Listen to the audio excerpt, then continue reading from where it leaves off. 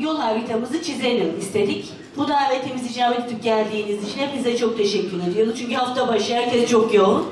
Bize bu zamanı ayırdığınız için hepinize çok teşekkür ediyoruz. Ayrıca 10 Ocak Çalışan Gazeteciler Gününüzü de tebrik ediyoruz, kutluyoruz. Buradan sizden gelen de öneriler doğrultusunda artık Ankara boyutuyla hükümetimiz, milletvekillerimizle takip edeceklerimiz var. Kurtuluşa giden bu serüvende milli şuuru çocuklarımıza, gençlerimize iyi aşılamamız lazım. O yüzden büyük bir girişimcilik var, büyük bir cesaret var, büyük bir vizyon var, büyük bir direnç var. Biz yeni bir yıl olunca milletvekillerimizle birlikte sizinle bir araya gelelim. Hem şehrimize hem bölgemize dair yapılması gerekenleri, yapılacakları, planladıklarımızı sizinle paylaşalım.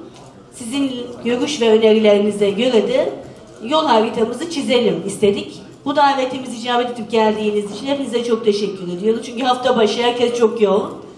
Ne kadar büyük gayret içerisinde olduğumuzu hepimiz şahidiz. İki millet, aslında Sezer Bey anlattı.